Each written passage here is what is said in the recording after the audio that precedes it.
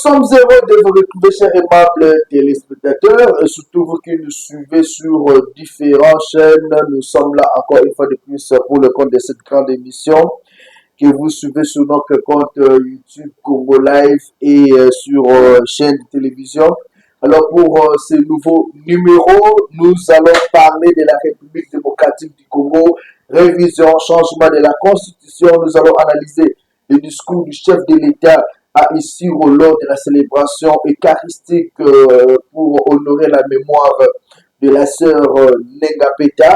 Nous allons aussi discuter sur le discours de Jean-Pierre Bemba Gombo qui pense que la révision est constitutionnelle, le changement n'est pas du tout constitutionnel. On va aussi parler de ces grands contrats signés en Angola, corridor de là où le chef d'État est arrivé hier. Alors, on en discute au cours de cette émission avec Aimé Chibangu, qui est analyste politique, mais il faut retenir qu'il est au cadre du parti présidentiel du DPS. Bienvenue à vous. Bonjour, monsieur. Merci. Ça faisait longtemps que vous avez cherché pour avoir une émission avec vous. C'est un honneur de vous recevoir sur ce plateau. Vous êtes de l'UDPS, parti au pouvoir. Je vous pose cette question qui fait polémique quand même, puisque vous êtes de la famille UDPS. Vous êtes de quel côté? UDPS avec Augustin Kabouya ou vous êtes avec DO? Par rapport à cette question, moi, au stade actuel, c'est difficile. Nous savons tous ce qui se passe au sein du parti. Il y a une grande partie qui est avec le CGDO. Et il y a aussi une partie minoritaire qui est avec l'honorable Kabouya. Il y a eu des problèmes. La CDP a pris la décision de déchoir le secrétaire général Kabouya, mais toujours est-il que les problèmes est arrivé au niveau du chef de l'État qui doit départager les deux camps. Le chef a confié cette mission à une commission. La commission a travaillé là-dessus et nous attendons tous les résultats de cette commission, parce que le président de la République doit normalement se prononcer, il va le faire d'ici là. Et si le chef de l'État décidait autrement et que Augustin Kabouya devait rester secrétaire général, donc vous allez revenir à la maison? Je ne suis pas dans le secret de Dieu. Vous savez que le président de la République respecte la base. Si aujourd'hui il est devenu chef de l'État, c'est parce qu'il avait obtempéré à cette volonté de la base qu'il a conduit aujourd'hui notre chef de l'État. C'est lui le président. Il sait respecter la base. À l'UDPS, il y a souvent ce respect. Et tous nous connaissons ce qui s'est passé avec différents secrétaires généraux à l'UDPS. Quand la base se prononce, s'élève, en tout cas, c'est difficile d'aller à l'encontre de la volonté de la base. Alors, c'est la dernière question à ce sujet. L'UDPS a vu qu'Augustin Kabouya, aujourd'hui, vous avez la majorité au sein de l'Assemblée nationale, vous avez la majorité au sein du Sénat. L'UDPS aujourd'hui est au pouvoir, puisque Félix Tshisekedi a été réélu. Qu'est-ce que vous reprochez réellement à Augustin Kabouya, qui a quand même aujourd'hui stabilisé ce grand parti? Moi, je n'aimerais pas me prononcer encore sur cette question, étant donné que les résolutions, ou plutôt les résolutions du travail de la commission sur la table, sont plutôt sur la table du chef de l'État. Il revient à ces derniers de se prononcer en toute connaissance des causes. Ce n'est qu'après que nous allons prendre des positions par rapport à cette question. Voilà, alors, Imboka, toujours changé. Cette fois, on va parler un peu à Lingala, puisque ma cambote, Imboka, na biso, comment faut te mettre à mon Lingala. Mokonza mboka Félix Antoine Tshisekedi a été kozala na Isiro, atamboli wa mboka ebele, et puis a été kozala na Bunia, et puis mémoire ya mwana mboka Nenga Peta, sœur Anouarit, ezalaki bongo honoré.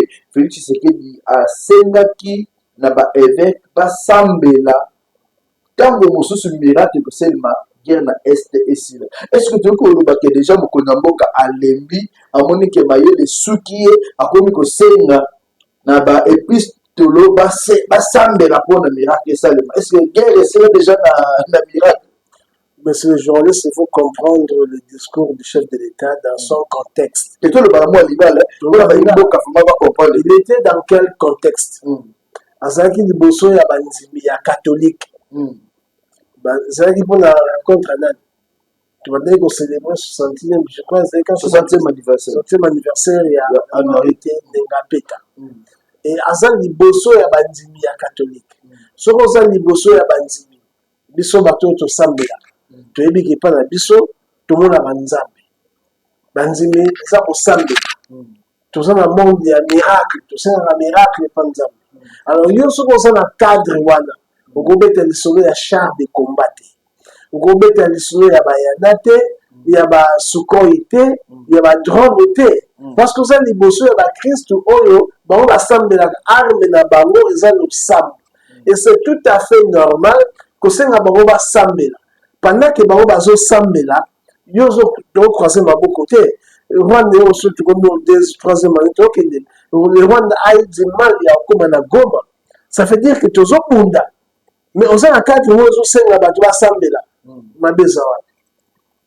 Rwanda depuis ya même ata saki bazu ya ngote ingo bani bazu ya ngote da volonté la ba ko batela bien saki vraiment saki ba baloki bakei parce que bazo kuta résistance terrible armée na luso za ba arme moko sophistiqué des derniers cris mais ba localité mais on ne sait pas le dire secret militaire tout le nombre amateur sur tout ça la ngote ya armée Ozolanda.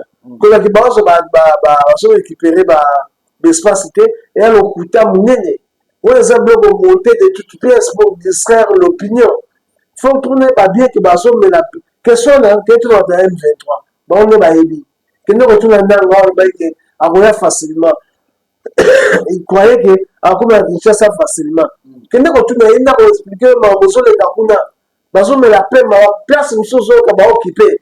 Basoda bazalaka te boyeka bokuti terrain vide bopesi bosali babengi baarmée numérique na bango ok tookipe tel espace or l'espace wana basoda bazalaka kutu te depuis kala va ça se passe réalité à terrain donc il ne faudrait pas que vous soyez influencé dans l'armée numérique il y a M23 il y a FC donc ça ne sert à rien les ablomo basoda bakoloba pamba. Donc, vous savez, vous savez, l'intérêt. Le fait comment le président de la République, Koloba, Bosambe, la bonne miracle Salima, Atakou Tubalobi, Moïse Abunda, pour un miracle Salima. Est-ce que vous êtes quand on a le sang, on est au long de l'Est? La bande de fond, la malade, c'est journaliste. La zone d'ailleurs, le par rapport au contexte. Parce que Rwanda n'a pas commis la Kinshasa, les lots. Bah, comme écoute, on a gommé, même pas la sac. Et on a des soldats, Bazawana. Bazo bunda ngoza bazo sanga ba prier dans entre-temps tozo bunda zo ba prier wana zo renforcer pe bataille za na terrain za ba accompagner bitumba wana donc le but est de côté la prière miracle c'est de maintenant notre armée se bat très bien dans ce qu'on a un rapport il y a le dans 48 heures autour les gars oui mambo l'équipe ce que va bunda que ça va est-ce qu'aujourd'hui c'est le ça va jouer on va bunda est-ce que le négociation c'est le matin entre Rwanda et RDC na M23 pour aussi ça non ça ne sert à rien ça la négociation et ça les Congolais doivent le savoir il faut que des gens qui disent qu'ils parlent de négociation d'habitude sont dans un problème tout ou bien Rwanda a un autre problème il a besoin de l'espace dans la richesse dans le problème des années. Quand vous négociez avec eux, ils vont vous imposer le bradage ou mixage. Ce qui me conduit les locaux, rassurez-vous, il y aura encore une autre rébellion. Il y aura une autre négociation. Et ça perte un temps énorme. Et ça distraction nulle. Nous ne pouvons pas appuyer cela. Nous devons, je donne raison à Adolphe Mouzetou, qui à l'époque disait que pour mettre fin à la guerre de l'Est, la RDC doit faire la guerre contre les Rwandais. Pardon, excusez-moi de quand il a dit, les gens se sont moqués de lui. Mais pourtant, c'est ça la solution ultime, c'est ça la solution définitive. Il faut engager Bitumba. Il faut Bitumba. Mais maintenant, on se dit, on sommes dans quel contexte? On est dans un contexte où le Rwanda a un soutien à l'Union européenne. Jolanda. Ce qu'on s'est dit, mais c'est la zone ravitaillée. La zone c'est la arme, la zone c'est la bloc ébélé. Alors, pour comment un niveau naté, nous sommes obligés de bouter dehors les M23. Oui, c'est mon gars. Il faut les bouter dehors et sécuriser nos frontières. Nous n'avons pas d'autre choix. Kagame, la négociation, nous sommes dans la loi. Même sur les grosses blagues. Oh, mais ils ont prévu les 15 ans au Konzabo. Mais on a sa distraction. Donc, Kagame ne respectera pas cela. Oh. Donc, on a fait ma cravate, on a fait parce qu'il y a un gars sur le nez. Après, respecter les modèles. 15, on a une formalité. Mais n'empêche que nous connaissons. Pour le moment, nous connaissons la diplomatie. À ça, nous sommes dans un sur le plan diplomatique, les Rwandais est déjà battu. Si tu gagnes guerre diplomatiquement, maintenant, difficultés années. Tant que vous avez la diplomatie, en face, vous avez un pays où vous avez des bons soldats, vous avez expliqué votre problème, dans baza, complexe à Rwanda na C, limite officiellement. Il y a besoin de situation qui est débrouillée. Quand il y a le monde, tout le monde est unanime. Que Rwanda, il y a ça parce que ils ont un niveau de Nations Unies. Ce qui était impossible il y a quelques années. Donc, côté la diplomatie, il faut que ça l'origine. Quand on a le ils ont par formalité. Mais le vrai problème, l'armée n'a besoin de se mettre dans le terrain. Quand chaque fois l'armée est en M23, tu mets dans la mission bango. Tu pousses à bango, aussi quand tu mets à bango. Alors, on est baraté, mais c'est ça l'effet où tu as. C'est ça l'effet où. C'est comme si bon, c'est la cadeau. Parce que pendant que les gens ont la richesse, ils ont violé. Ils ont violé. Pendant que les gens ont le territoire, ils ont Congolais. C'est ça l'effet Oyo. Et où tu as. Pourquoi nous observons c'est l'effet? Le président doit changer les fusils d'épaule. Il faut taper du poing sur la table. Même si on ne va pas déclarer la guerre contre les Rwandais. Mais au moins, il y a la guerre dans M23. Négociation de côté pour mettre fin à la guerre. Il faut lancer des guerres contre M23. Comme contre M23, contre AFC. Bon, on a quand on a un soldat, nous l'avons Rwandais. Comprends? Alors, au niveau de la frontière, vous sécurisez un mot. Et c'est ça qu'il faut faire. Et puis, si on regarde la négociation, trop ridicule. Et ça, tu as ma cité, tu dis que bon, de la moutou, pour guerre ici là. Kagame ne comprendra jamais ce langage diplomatique. Donc, l'unique solution au pays de faire c'est une guerre contre Kagame. Non, on a dit qu'il y a une guerre contre Kagame. Non, il y a une guerre contre M23, a toujours Bana Kagame. Oui, parce que Bana va belé na biso. Parce que va belé na biso. Donc, il faut que nous sachions le territoire. Si on a pas possible de tout le monde Kagame na pouvoir, on va donner la moussous. Mais il y a moins de besoin plus. C'est bien, dans la qui porte-parole au gouvernement, Madame Yolande, où il y a moins dans le vie. Ce qui, si c'est qu'il y a pour changer la constitution, c'est puisque à l'unique Lukaku d'État côté et pouvoir, il y a RDC et autres bloqués, mais terrain, il y a un mot cannabis. Par contre, ça, la pour soutenir l'opposition pour que l'initiative ou les réactions des amis. Bon, on a une réaction. Na seka kimingi. Na on est à Bilobela. Oui, ils ont la moitié. Donc, faut-il qu'on doit changer le régime d'ambition qu'on doit changer constitution n'a rien à voir n'a qui gagne. Ça n'a rien à voir. Vous comprenez? Donc, ça n'a rien à voir dans le régime d'Abamou. Il y a Paul Kagame. Tout ce qu'on doit changer pour te protéger, pour m'abeller d'ambition autrement. Tout ce qu'on doit changer pour tout ça la guerre était. Et ça point de vue naé, et ça lecture naé, ça n'engage que les Rwandais. Alors, le lobby, il faut que les Bitumba. Cependant, dossier ya constitution ya révision constitution ematisi tension déjà na mboka ya biso Congo. Mwana mboka Jean-Pierre Bemba aote koloba lobi na République démocratique du Congo constitution ezo reconnaître kaka révision et non changement. Bino IDPS botelemi bobi te révision de système de comme na besoin de changement. Bozo changer constitution pour nani? Et cette constitution les autres personnes IDPS ba pesa population mai courant basa la question la population est changée.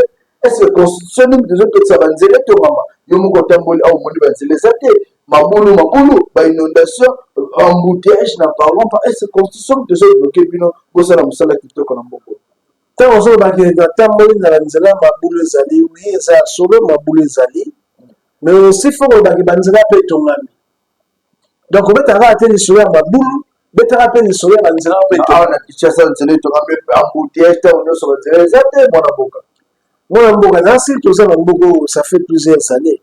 Qui ne sait pas que le mois de décembre, chaque année, chaque année, il y a toujours ce genre d'embouteillage. Qui ne le sait pas. L'embouteillage, c'est pourquoi? Parce que il n'y a pas de route secondaire. Nous sommes la route secondaire, ils ont salement. Sur le temps, la vitesse, ils ont caméra. Tambola.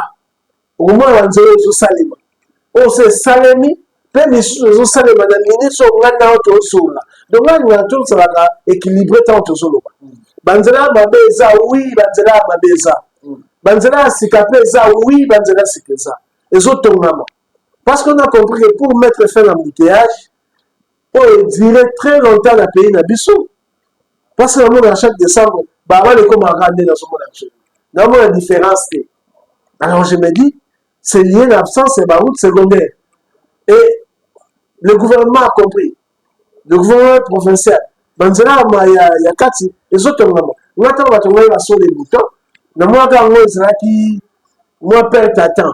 Il ne fallait pas qu'on ait sur des boutons. Il fallait qu'on multiplie la route secondaire.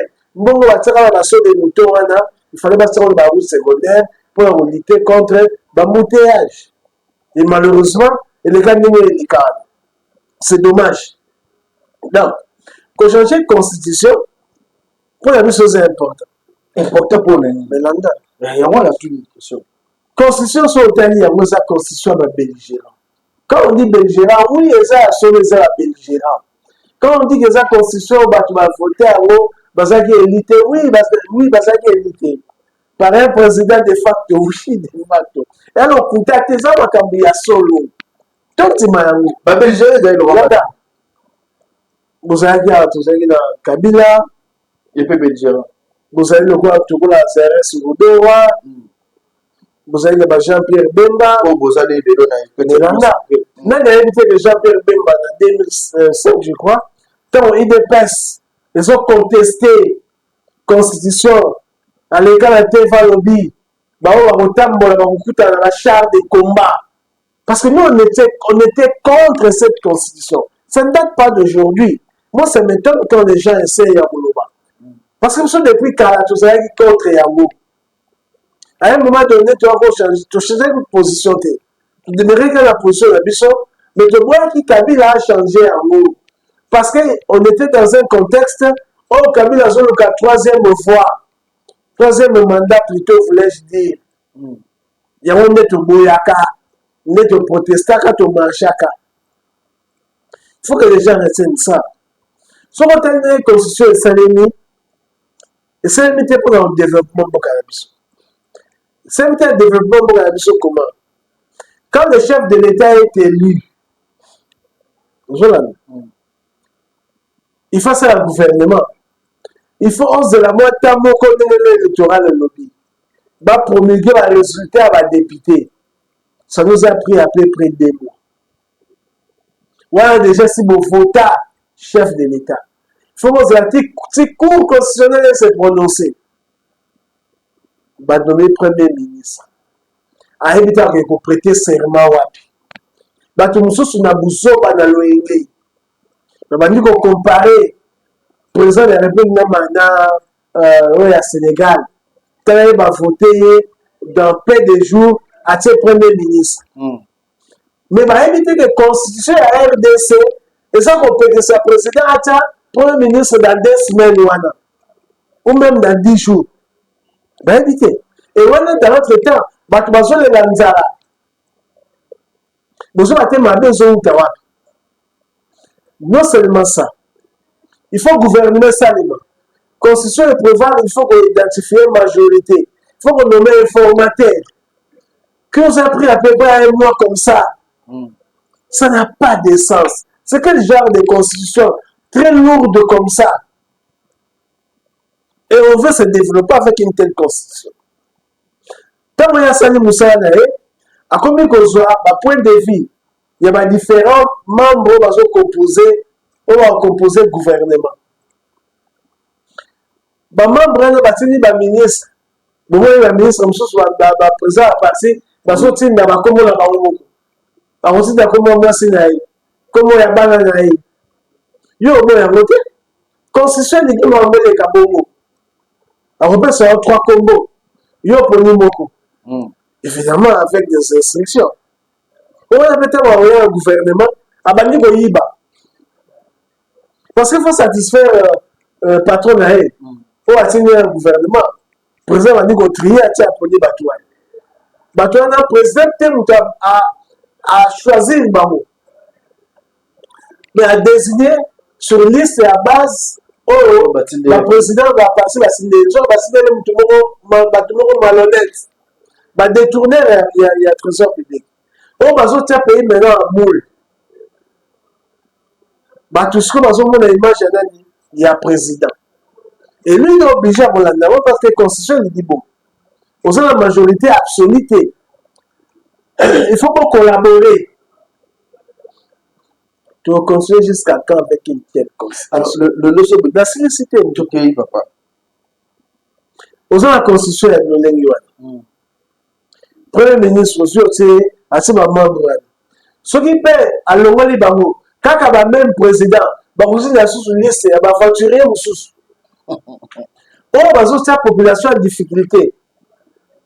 Pour sortir la population, et ça l'appelle malongate. Aujourd'hui, il y a un gouverneur. L'Assemblée provinciale est votée par vous.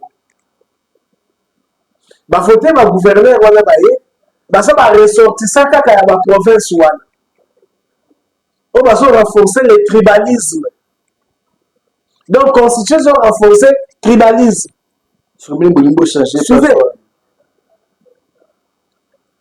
À l'Assemblée provinciale. Monsieur Tomoni, non, tu vas continuer dans le gouverneur qui va ressortissant. Il y a un mot. Il faut que tu aies un ressortissant et un mot comme sous. Nous avons tout le monde à la canne de ville qui canne gouverneur de Nord-Kivu. C'est cool. Vous avez tout le monde à la bongo. Na bandu na Kasai batie utabandu. Donc il peut s'attendre beaucoup plus de pouvoir. Il m'a pas nommé comme ça il va contrôler. Ben oui, voilà à ce moment-là, les gens vont s'en prendre à lui.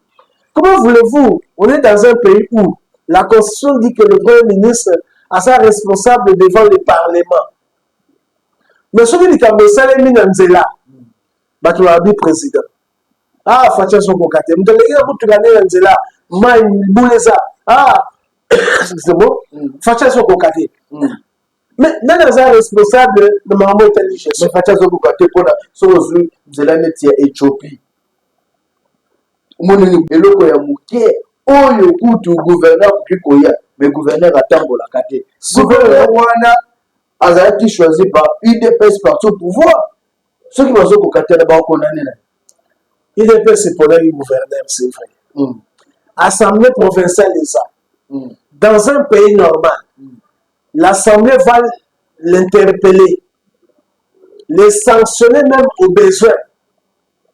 Va se sanctionner. Mais ceux qui présentent un hommage, il a un pouvoir, il y a qu'on révoquer. Alors, si on me dit que tu as un boulot sali, tu vas qu'on décate. Aujourd'hui, c'est un niveau qui est bon ça. Dans des jours, son secteur est le oui, 3e jour à l'Omoli. Donc, vous pouvez savoir le pouvoir. À ce moment-là, quand vous le condamnez, il faut le condamner avec raison. Donc, il faut un régime présidentiel. Donc, tu changer le régime, tu peux ils ont modifié la constitution, tu révisé. modifier constitution est ce que bodi ke côté biso chef tout to la mona mboka prince epenge opeto ya mbakalamite auto ko balobi et ko zo biso presque 1,7 milliard de dollars pour la nini ko boka monge belé ka pona bolingi botika na pouvoir. On a vraiment ça attention mingi mambota en opposition. Oh, tellement opposition ya nzala. Normalement on a somme ya ona na bongo santé que même peu buta kuna na opposition na nzala. Non, biso na zanga opposition ya nzala te. Oh, et pas na biso bondo mo na ba marche. Bondo mo na ville morse. Bana bo yinda. Il y a différent na opposition ya lelo. O ya nzala izawa. Ça nzala makasi. donc pour ça yo so mo na opposition o ata ba convoquer ta demi journée à ville morse. na balingi économie mboka ba ko na binote nzala eleki bango. Et quand nous parlons de nzala, nous ne faisons pas allusion à Molia et à Biloko. Nous avons en termes d'idées, en termes de stratégie, nous avons ma casse et on s'en a. Donc 1 milliard, il y a une estimation qui est dans sa tête. Alors, il y a un point de vue que je respecte. Mais c'est nous qui avons organisé le référendum. Nous avons présenté le budget en ces termes-là. Donc, je m'abstiens pour me prononcer. Moi, mboka eme chibangu lelo population ya mboka na biso Congo bazotala ndenge nini bozo munda pona révision constitution. Chef de l'État a tenir pour un changement de constitution. Ce qui suppose que l'union sacrée est boyi makambo révision. Tout le monde déjà mon mboka Jean-Pierre Balobi révision oui, changement non. Changement mboka ne botu na kabuya. Ce qui Vital Kamel a une même position. Bati Luko a une même position. Est-ce que l'UDPS a comme ma combat Oyo Tina Suka? Et pourquoi d'abord tenir Kakana décision pour changer la constitution? On est relancé, on a pu sur la raison de l'État. On va sur la raison de comment voulez-vous poser la constitution Oyo? Parce que vous savez qu'il faut protéger la personne vulnérable et sinon les minoritaires. Cette bêtise sort d'où? Nous sommes 450 ethnies minoritaires. Biso nyonso. Ce que biso ba minoritaire, tu veux protéger minoritaire. C'est quoi ça, cette histoire? Wanya Sonini, Babanya Moulek. Babani va marche à niveau des Nations Unies. Selon la Constitution. Selon la Constitution, oh. Oui, je confirme. Dans l'article 10 de la Constitution, c'est en vertu de ça que nous avons des parce que nous avons des mais tout changer la Constitution. Tout ça, la réalité, terrain.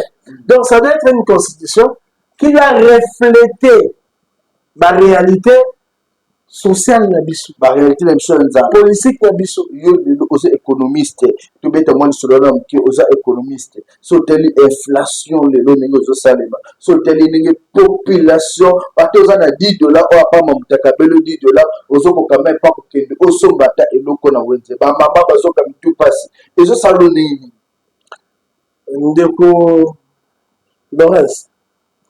Les Congolais comme l'impression qu'ils vivent de manière isolée sur la planète Terre. Justement, Kabila c'est une mauvaise comparaison. 300 fois, 500 fois, le 1000. Moi, les boka litembe matembe lola to leso makame moko tata na 300 fois sombi ngo obo kata mo Thomson na kato sala mo pepe soup le loko ngona zo ka soup sana moti nyonso e mati vie komi ya pasi bozo ndumeka ko changer constitution bobo mabiso susu ndeko d'ailleurs c'est suite à ces raisons là je veux voka faut changer yo comparaison nzala neto se la comparaison yo ça c'est une comparaison biaisée. Tant on a la comparaison de ces kakabakas. Bon, ça, il faut capacité de réflexion. Contexte au Kabila déjà qui Congo, surtout mondial, les contextes financiers, les contextes commerciaux, et ça les mêmes, tel contexte mondial d'aujourd'hui. Tant on Kabila a Covid est là. Parce que quand vous comparez, il faut que ça soit un paramètre que ça va pareil. L'économie que toute chose restant égale par ailleurs. De te supposer que ma condition est un moko, ma condition est un moko, ce qu'on total il t'a monté un tolo. Nathan on a fait une guerre en Ukraine. Nathan on a fait des attaques à navire le niveau du canal de Suez côté à Yémen. Non, ils ont quitté. Il y a des facteurs qui ont contribué à l'augmentation de la prix sur les marchés. Il y a un moment de stabilisation à tout. Mais depuis le moment soumis à ça, autour de celui 4 mois, on va stabiliser. Le marché de taux d'échange est stable.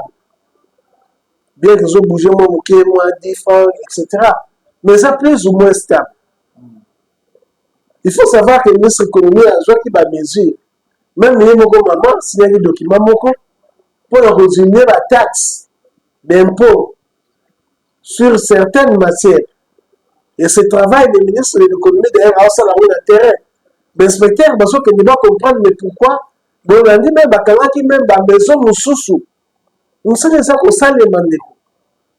Il ne faut pas suivre le mal au bayabat. Les gens ne veulent pas regarder la réalité. Population du monde en moitié, papa. Biso to tambolaka. Toujours tambola, toujours talaba, tu en as des bases souffrir. Et le bébé, le côté, le banzé les actes.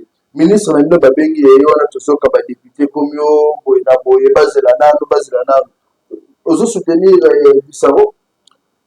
Je le soutiendrai pour quelle raison? Il doit aller au Parlement. Oh, ah, c'est justifié. Ça, c'est justifié. Ah, il dépêche. Oh, papa, nous sommes IDPS. Mais IDPS se soutiendra pour se battre. Nous ne sommes pas comme les PPRD, où les gens suivaient les leaders bêtement comme ça. Nous, quand ça ne va pas, on vous dit non, monsieur va répondre.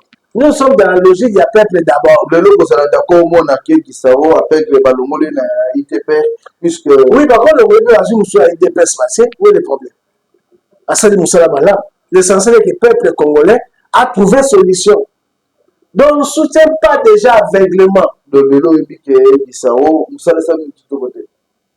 Non, je ne saurais pas le dire pour nous. Maintenant, est-ce que va interpeller d'abord? L'andiété. Oh, ça l'émotion. Ce qui va interpeller, tout le monde comme on va reprocher, mais son tel intérêt, n'a pas trop dans ce moment là. Ce n'est pas normal. Mais ce qui me voit, il va nous dire qu'on n'a pas trop. Nous savons ce qu'il n'est pas. Qui fait nous expliquer? Non, qui fait nous expliquer. Ce qui est ça, bah tout va au Canada. Bon l'intérieur. C'est pas normal. Et est-ce que vous soutenez vision il y a mon amboka dernier Bumba où le lot a so lassé on voit un peu de partout pour nous confondre la banzela. Nous avons peu sa Daniel Bumba chance. Nous avons des travaux à lancer. D'ici là, tout le monde a un impact positif. Il y a des travaux mon amboka Bumba Daniel à lancer. Il faut se donner confiance. Tout à l'année à ce que moi, je suis un petit peu de question sur la caméra. Quelle est le ligne de l'opposition et le niveau de l'hôtel, mais la bino constitué pour ça le matin. Néné Joseph Kabila a échoué, il peut beaucoup échouer. Donc, parce que la raison d'abord, on va la démocratie, parce que libre à s'exprimer, même si c'est l'opposition à Nzala. C'est vrai, toujours, par exemple, réseau sur militaire. Au moment de la constitution, il y a l'article mot. Où c'est-à-dire il a mis la propriété à sol et sous-sol.